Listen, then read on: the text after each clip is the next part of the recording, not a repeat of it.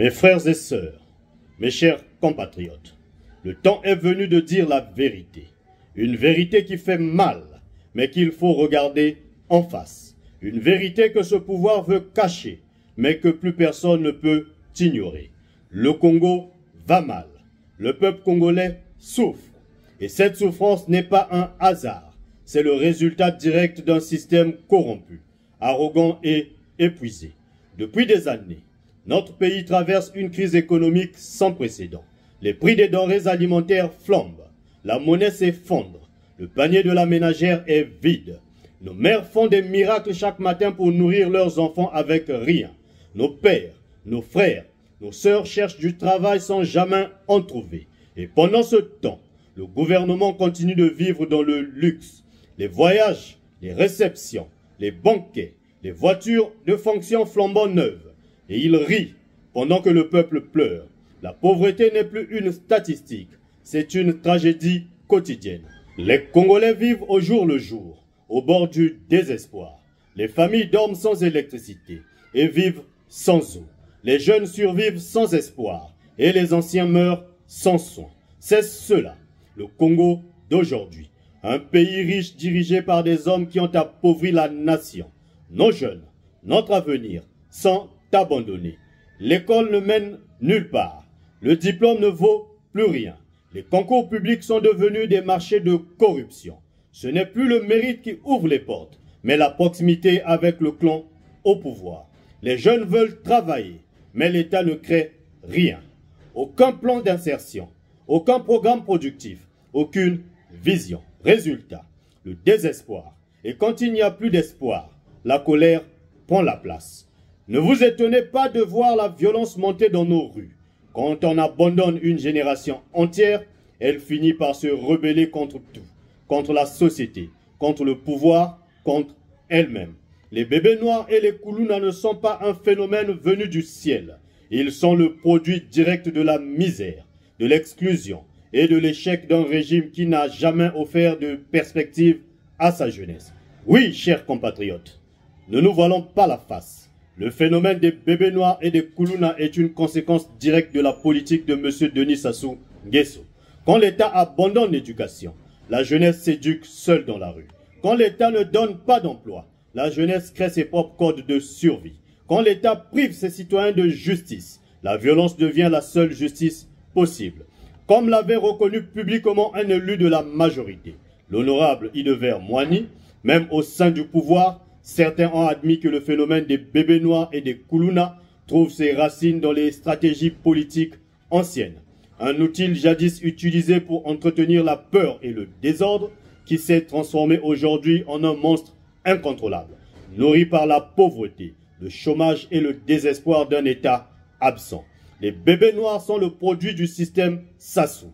Ils ne sont pas nés violents. Ils ont été fabriqués par l'abandon, par la faim, par l'humiliation. Les Congolais ne sont pas dupes. Ils savent que ce phénomène a été toléré, exploité et manipulé par le pouvoir lui-même pour semer la peur dans la population, pour justifier la militarisation du pays et pour détourner les regards des vrais problèmes. Aujourd'hui, la Direction générale de la sécurité présidentielle a été mobilisée pour mettre fin à ces phénomènes. En théorie, la mission est noble. Restaurer la sécurité, protéger la population, ramener l'ordre. Mais dans les faits, c'est une boucherie nationale. Cette opération, mal organisée, mal dirigée, est devenue une chasse à l'homme. On arrête, on frappe, on tire, on exécute sans enquête, sans justice, sans pitié. Tout jeune mal coiffé est suspect. Tout jeune tatoué est coupable. Tout jeune pauvre est condamné. Mais depuis quand juge-t-on un être humain à son apparence? Depuis quand la pauvreté est-elle devenue un crime? Certains de ces jeunes sont mal coiffés parce qu'ils n'ont pas d'argent pour se payer un coiffeur, parce qu'ils dorment dehors, parce qu'ils survivent dans un pays qui les a oubliés. Et pendant ce temps, les vrais délinquants, ceux qui payent les milliards publics, vivent protégés dans les villes climatisées, escortés par des motards de l'État.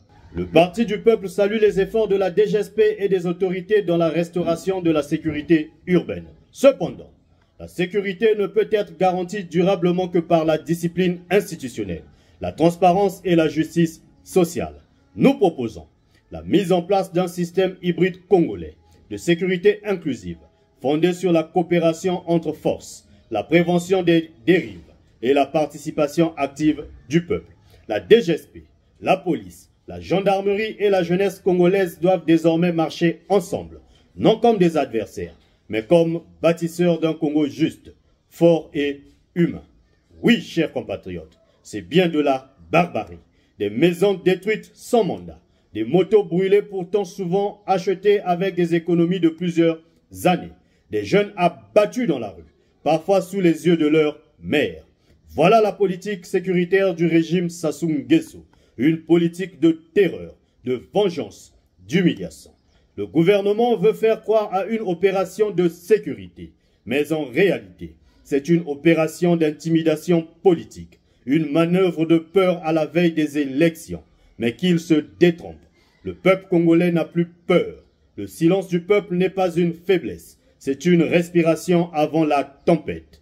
Un jour viendra, et il est proche, où les Congolais descendront pacifiquement, massivement, dans les rues de Brazzaville, Pointe-Noire, Dolisie, Owando, Wesso. Et ce jour-là, le changement sera irréversible. Oui, d'autres pays ont traversé des crises similaires. Le Rwanda est sorti du chaos par la réconciliation nationale et l'investissement dans la jeunesse. Le Ghana a bâti son redressement sur la lutte contre la corruption et l'éducation. L'Afrique du Sud a misé sur la vérité, la justice et la reconstruction sociale. Et nous, que faisons-nous? Nous tirons sur nos enfants, nous détruisons nos maisons, nous faisons taire nos enseignants, nous étouffons nos journalistes. Au Congo, sous Sassou Nguesso, il n'y a aucune politique d'accompagnement, aucune vision de réinsertion, aucun plan de relèvement. Seulement la peur, la force et la manipulation. Monsieur le président Denis Sassou Nguesso, le peuple congolais vous le dit sans haine, mais avec vérité. Votre temps est fini.